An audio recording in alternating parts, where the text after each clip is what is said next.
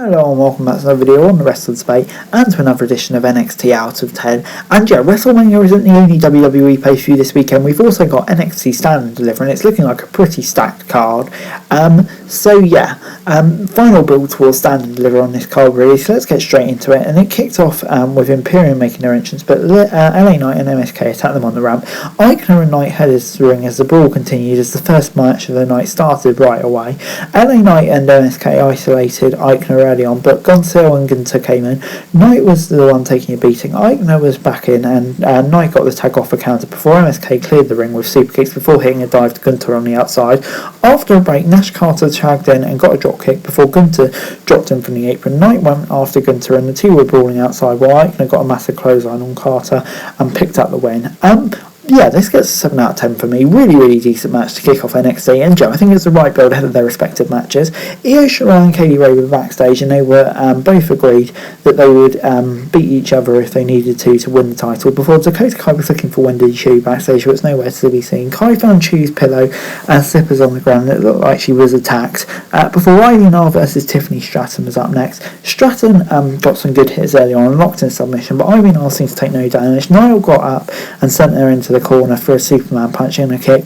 Noel then locked in the surfboard before Stratton rolled out the ring. Noel brought her back in the ring before Stratton hit a clothesline. So Ray then showed up at ringside, and the distraction allowed Niall to cancel finisher and win with a submission move. To be honest, this gets a 5 out of 10 from me. I just didn't think too much of it. It was an okay match, but it just had no build stand, no relevance in it. It was just pretty average, to be honest. Tommy C was then in the backstage promo talking about the fans have been with him. He said it was all going to end at Stand and Deliver. He got up and left us with a chair with the dates of his first and last NXT appearance. We then got a short video promo from Ziggler and Jade talking about their upcoming matches at Stand and Deliver before we got Briggs and Jensen versus Legado del Fantasma. Briggs Jensen had control early on against Wilde in the ring. Tags were made and Josh Briggs locked in a bear hug on Mendoza before tagging Jensen back in. Mendoza sent Jensen out and tagged Wilde in, who got a big drop kick from the ropes before Fallon Henry attacked Elektra Lopez on the outside. Wilde went for the 450 splash, but was caught with Briggs and Jensen, hit their combined finisher before picking up the victory. This gets a 6 out of 10 from me. Decent enough match, and obviously just builds Briggs and Jensen up ahead of their match at the weekend. Hartwell and Peralta were backstage in the next scene and started to settle their differences on WrestleMania weekend before Toxic Attraction were out next. Mandy Rose said she wasn't scared, but her face said otherwise. Rose added that she will become the greatest champion by beating all three women. Rose then talked about Chu and Kai and failed by losing Shirai and Kaylee Ray. They brought out some of Wendy Chu stuff like a drink up and tossed them out in the ring, revealing they attacked her earlier. The Toxic Trio were then about to walk out, but Dakota Kai attacked them to get revenge. Raquel Gonzalez came out next and took out Toxic Attraction before she and Kai hugged and posed in the ring with the belts. And I did not see this coming, but I'm definitely intrigued to see where it goes. I've got my doubts. Before we got Von Wagner versus WagnerHayward, the match was outside and Von Wagner was sent into steel sets as the newcomer got back in the ring. Wagner got a big suplex before Hayward got a sunset flip. Jack and Timer on commentary, Nick Mangiero was more interested in a girl that was in the front row. Wagner sent Hayward into the corner before the latter tried for a power slam, but Wagner countered it into an AA and picked up his win. After the match, Wagner attacked Jacket Time before tossing Jiro in the ring, hitting with an angle slam. He took off Jiro's jacket and ripped it into before walking out. Good win from Von Wagner here. Hopefully this heats him up a bit. 6 out of 10. Before we got Draco Anthony versus Joe Gacy. Joe Gacy got the first takedown, but Anthony came back with a kick and control of the match. Gacy then hung Upton down in the corner before coming back and peppering Anthony with kicks. Anthony was caught in a submission move before he broke out and got some strikes before Gacy took a splash in the corner. Draco Anthony took a splash before getting a near fall. Anthony then got a diving elbow in the corner before Gacy tried for a roll up. Gacy got a cartwheel lariat and picked up the victory. 6 out of 10 from me. Good win for Joe Gacy. Puts him over.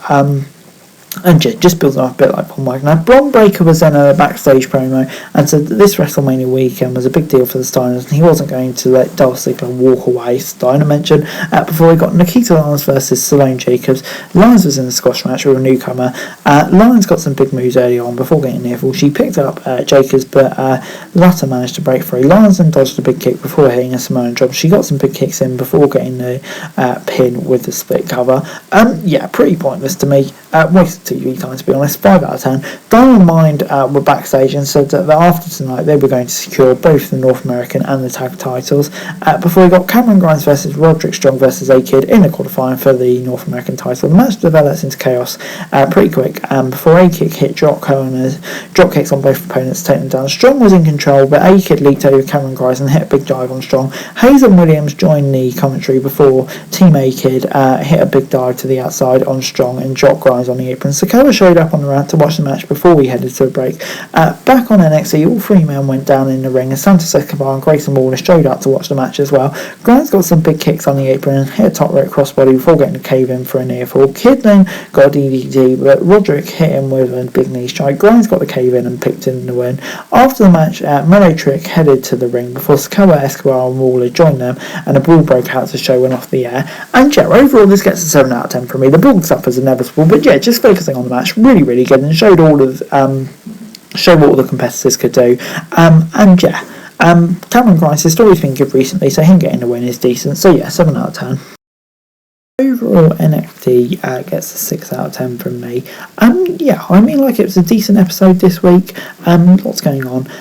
But yeah, there were some bits that was really good, some bits that weren't so good, which is kind of gone for the middling age. But yeah, still looking forward to Stand and Deliver. Definitely some intriguing matches there, and I can't wait to see what sort of show we get. So yeah, should be a good one. But anyway, guys, that's it for the video. Thanks very much for watching. Remember to like, share, subscribe, any thoughts, comments down below, follow us in the description below for daily wrestling news, and subscribe to the channel on screen right now. It'd be greatly appreciated. Thanks very much for watching.